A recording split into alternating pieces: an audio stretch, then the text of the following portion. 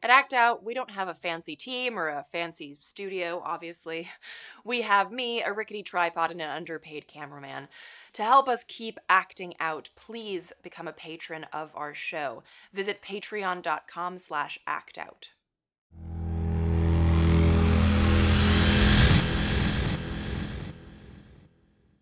This week on Act Out, March is Women's History Month, and while it's always a good idea to recognize the powerful role of women in the fight for justice, not all women who have power wield it well, or deserve our pride and recognition.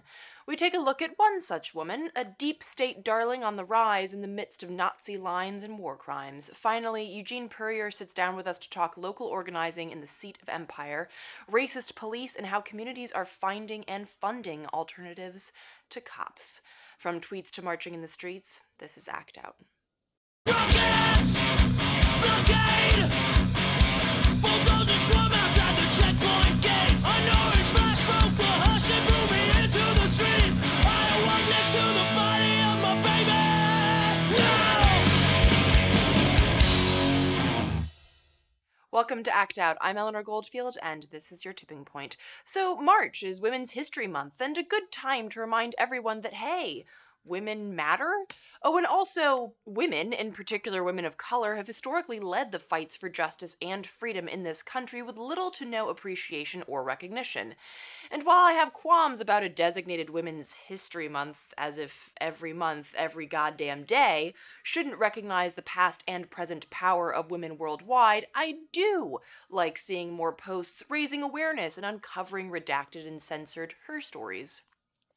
That being said, it bears repeating that not all women are a source of pride for other women, or indeed any gender of people.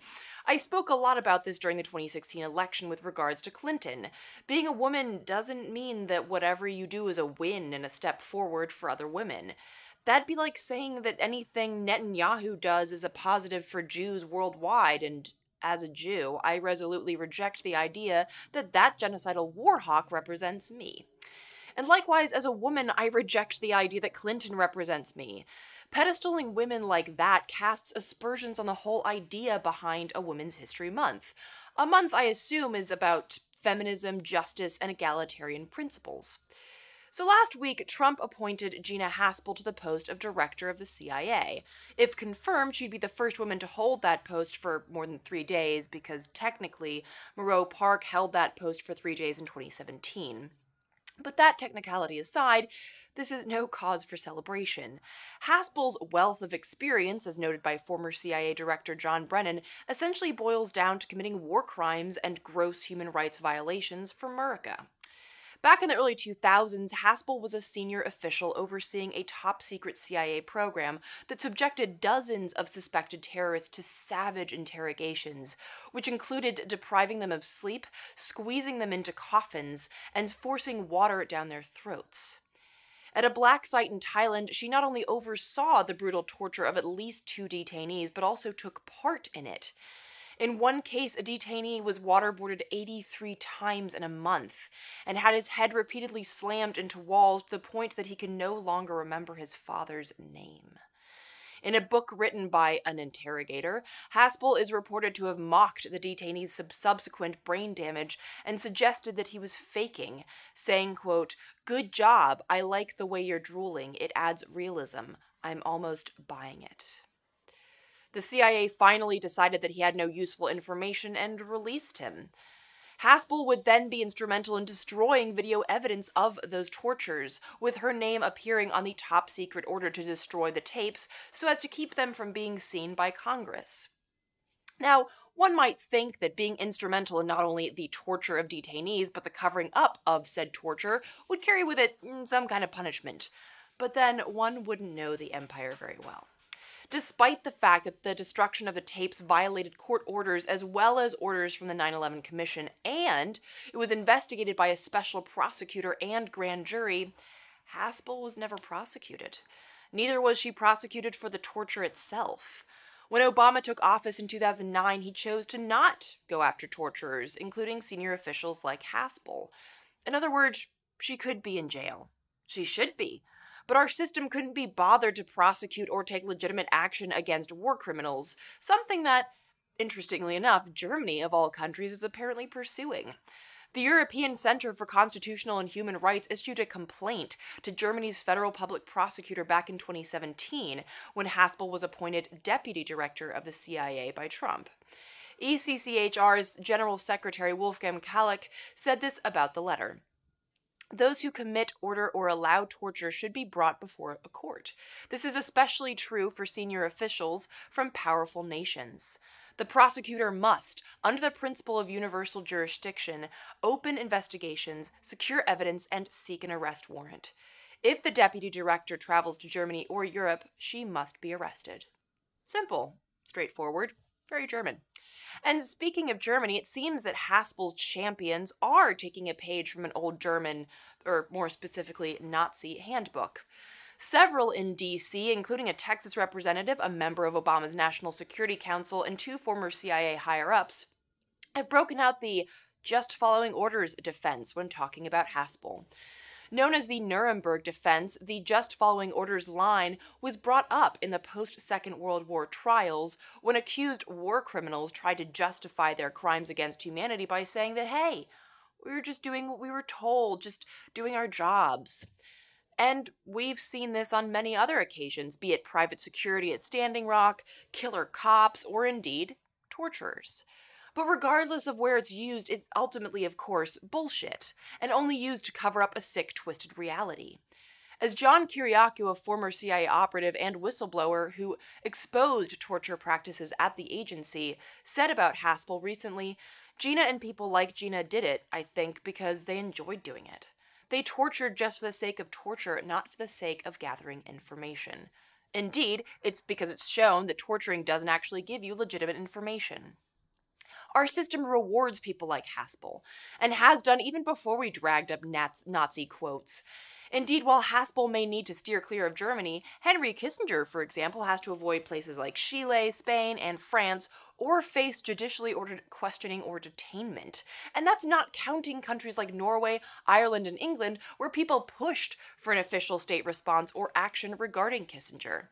Yeah, U.S. war crimes and their criminals are infamous worldwide, yet here at home, they're just another cog in the machine of empire. As Glenn Greenwald noted in a tweet last week, this isn't a radical departure for CIA. After all, Haspel did this under George Tenet. At the time, John Brennan, who became Obama's CIA director, was an advocate of rendition and other torture methods, and Pompeo was fine with black sites. Still notable, she's an actual torturer. Yeah, still very notable. The idea that you can be guilty of war crimes and still get ahead is certainly not a new idea in this country, but this brazenly open rewarding of a torturer should not just pass us by with a shrug. Many things that this administration has done have been done before. It's just that now the cover-up is hardly even ever attempted. Our government is oppressing, obstructing, destroying, and enriching themselves more openly than before, and what's our response to that going to be? Are we just going to sit and watch Haspel undergo the Senate confirmation hearing and accept whatever? Will we log this as just another transgression against people worldwide, but ultimately concern ourselves more with, brunch? Would we allow a sick form of twisted pride to arise when people congratulate Haspel on being the first woman to hold the post of director of the CIA? Because again, while this nomination speaks loudly about the military-industrial complex's control of our government, it also speaks to the horrifying aims that feminism has been allowed to encompass. Not least of all, the war machine itself. The CEO of Lockheed Martin is, after all, a woman. The fact that women, too, can rise to the position of murderers and oppressors is no point of pride. This is not a win for feminism and women's rights any more than Clinton's nomination or Palin's vice presidential run.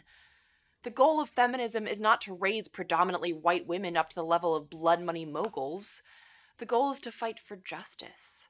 To fight for all women and the oppressed of any gender, like those Haspel gleefully tortured. No, this is not a win for women. Because this is not a win for humanity. It's a loss. An attempt to sanitize atrocity by wrapping it in femininity. Don't fall for it. And don't let these low-life scum parade the decayed and twisted terrorists of our empire through the streets and the system as heroes.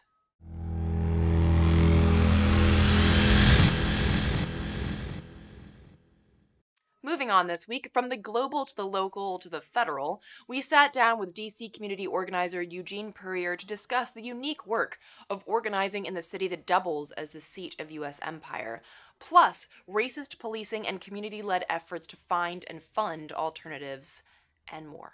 Take a look. DC is an interesting blend of local and federal.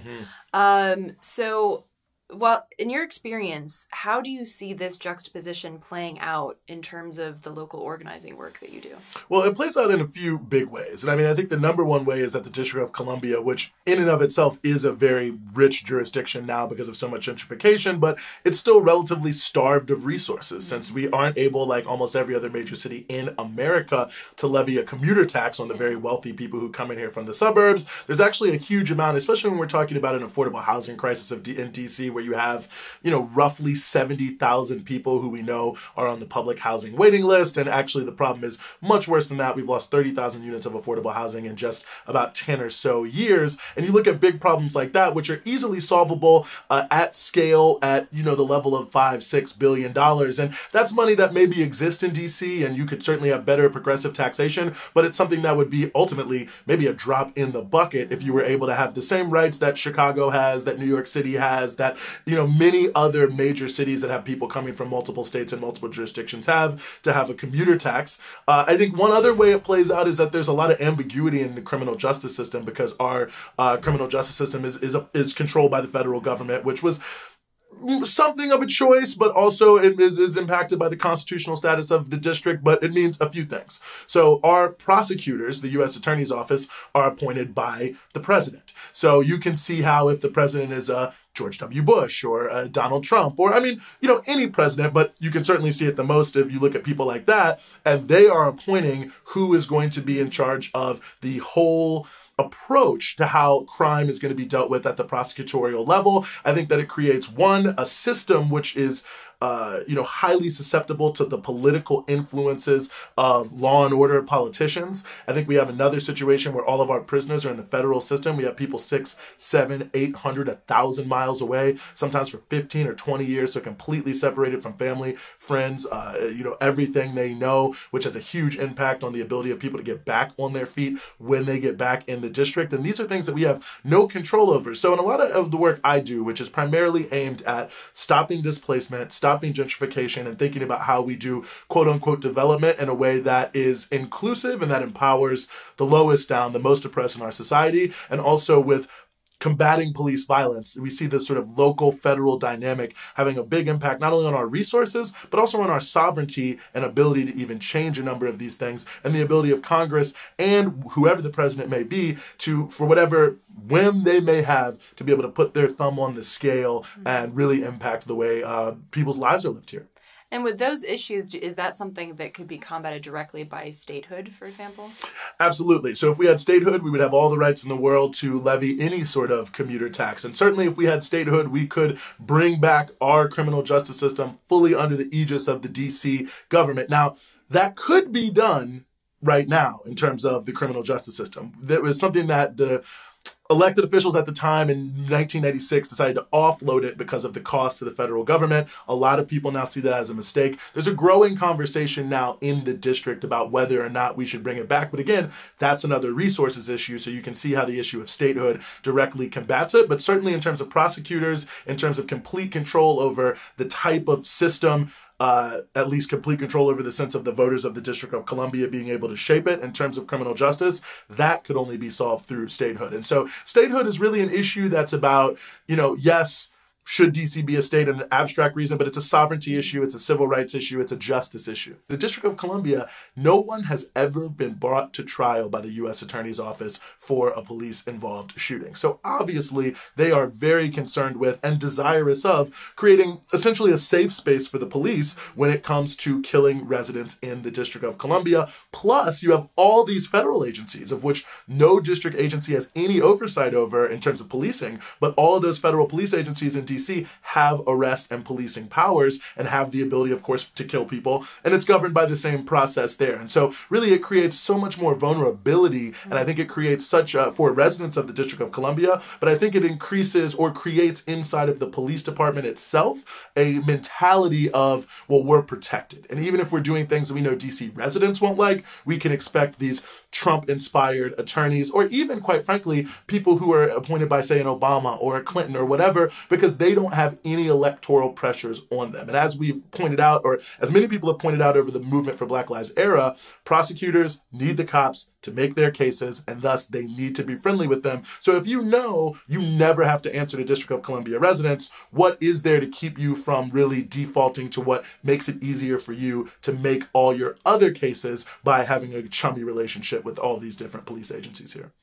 So it's shifting to talk about solutions to this on the ground. The NEAR Act, the Neighborhood Engagement Achieves Results Act, talk about this community-based approach to crime that directly opposes like war on drug era policies. And I'm really glad you asked that. The NEAR Act is based off of what initially started in Richmond, California. And it's basically a scaling up of something called violence interruption, which is an idea that you can reduce murders, shootings, and increase public safety without using the police by empowering individuals in those communities, particularly people coming back from prison who have a certain level of respect in the community. They understand what's going on. They have relationships there. And we've seen in a number of cities from Baltimore to Chicago to New York to Boston, just violence interruption in and of itself having big reductions in 1 to 3 years' time of 44 to 76% reductions in shootings and murders. And so this is across all types of cities. And so what the NEAR Act does is put in place something that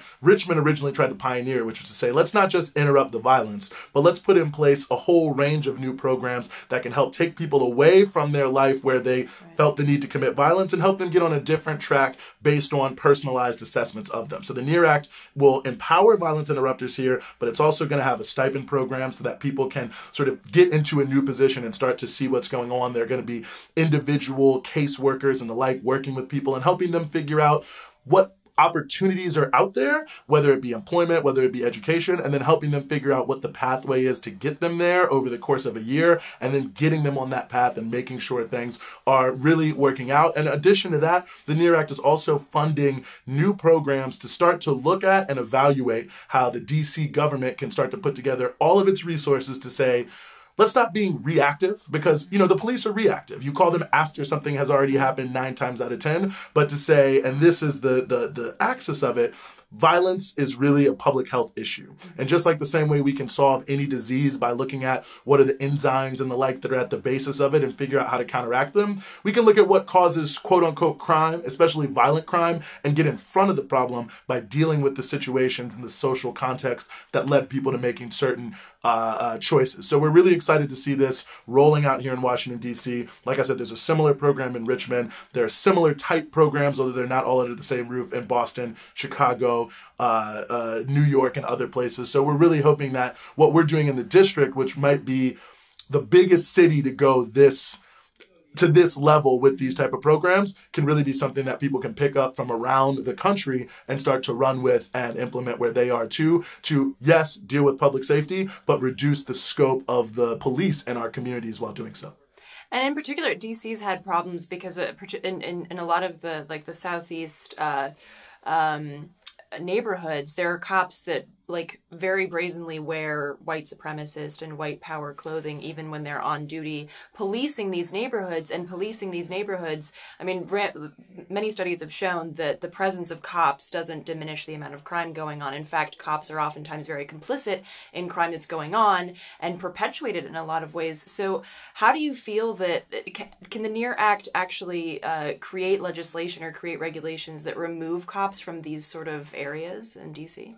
Well, you're hitting on a very important point, and this was a point that we really raised with the NEAR Act, which is public safety doesn't mean police. And some people, it makes them feel safe. Some people, because of the rampant police violence, it makes them feel very nervous. And I think our hope in the Stop Police Terror Project and the Movement for Black Lives that really push the NEAR Act is that, yes, this is a bridge to saying, okay, if we can I'm just picking a random number out of the sky, but let's say in a couple years, we have a sustainable 30% reduction in murders, which could take us below 100, which has been very difficult to do in DC without using the police at all. Then the next question we have to ask ourselves is, well, are the police the correct instrument to be our main focus on public safety? And do we need so many of them? Do we need them to be as present? And from our perspective, the easiest way to reduce police violence significantly is to reduce the scope of policing, which means not only finding non-police ways to deal with public safety, but actually getting ahead of the issue and trying to address and eliminate some of the root causes of these things so that we can start to move in a paradigm beyond just policing, which I think is really about social control. It's essentially like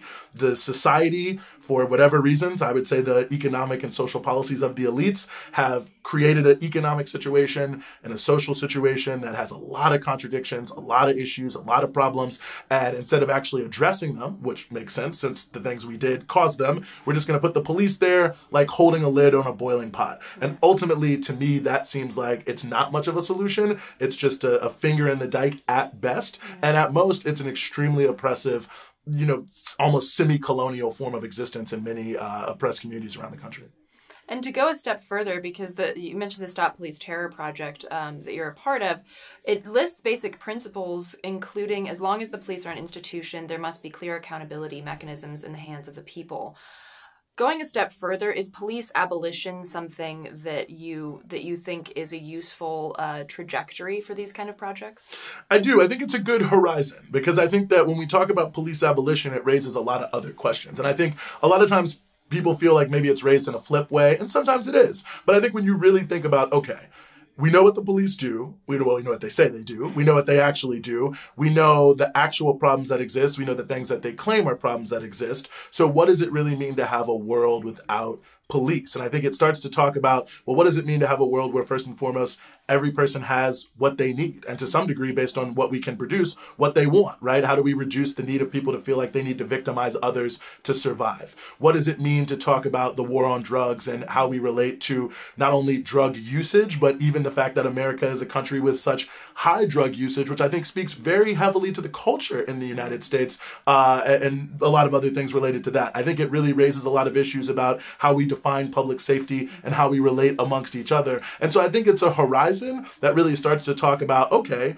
police came in a certain type of class society in a certain type of way to deal with a certain subset of problems. So if we can get beyond that type of society and those type of problems, we can start to think about a totally different way that we can live in America, certainly, but certainly on this planet, a way that I would consider more sustainable, not just with the earth, but between human beings. And I think by just saying we should abolish the police, you're raising those questions about, well, what would that really take? And I think on a number of different issues, that really helps expand the conversation about where this country is going and should be.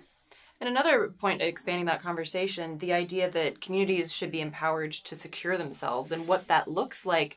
We've had more school shootings, or like we average a school shooting per day, and with these kind of conversations, the idea of armed community self-defense comes up. And with that, like, what do you feel?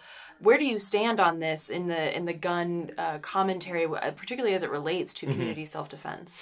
Well, I think as long as there is such a proliferation in America of right-wing, racist, bigoted, vigilante, semi-fascist groups, I think that the right of armed self-defense, especially for oppressed groups, working-class communities, is absolutely key. I think that I wish we could say people didn't have to fear from the Klan and the Nazis, and I wish we could say that there was some other force in society that was really going to protect people. But I think what we see in the context of sort of quote-unquote free speech, encompassing a lot of hate speech, I think what we see from President Trump and the Republican Party that's willing to be an incubator for a lot of these far-right fascist groups, that there are very serious questions about that. But what the Huey P. Newton Gun Club in Dallas actually raises up, and I think this is an important thing, is they say it's not really about guns, what we do. It's about community, responsibility, discipline, and, like Switzerland is an example where they have kind of a citizen army, right? So most people until very recently all had guns in their homes until recently.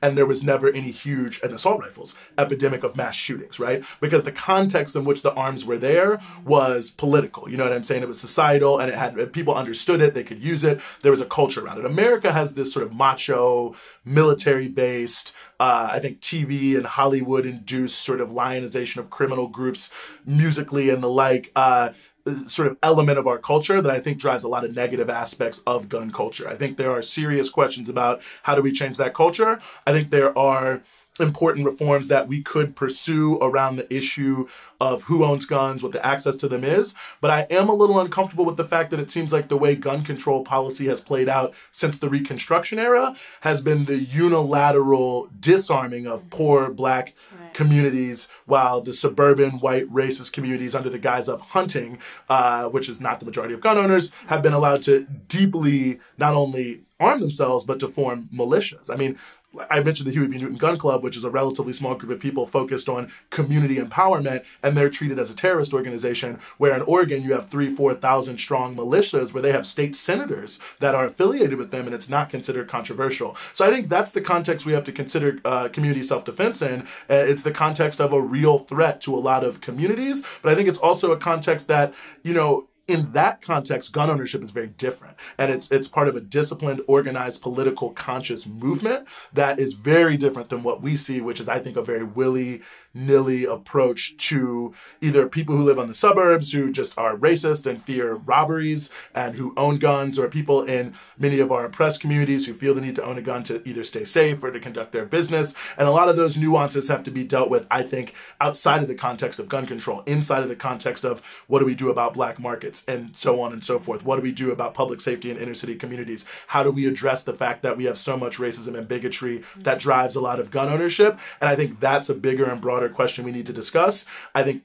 you know, there are things that I'd be interested in talking about in terms of gun safety, but I also think that the modern gun control movement is more focused on demonizing gun ownership per se than teasing these different things out. So I think it's complicated, but I do believe people have not only the right to bear arms, but that it's intelligent for many oppressed groups and left-wing political groups to be prepared to defend themselves vis-a-vis some individuals who openly are saying they want to kill us.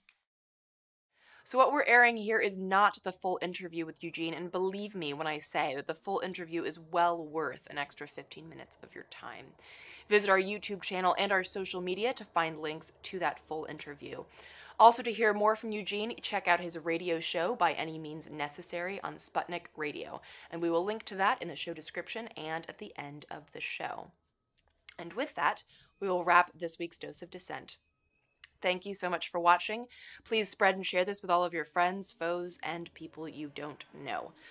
As always, check out that last slide and the show description to find sites mentioned in this week's show, and for interim updates, as well as posted videos, images, and articles, visit us on social media. From the Devil's Den, good night and act out. And real quick, to keep independent, non-corporatized media like this show going, donate at Occupy.com/donate. If you'd like to donate directly to Act Out, visit Patreon.com/actout. I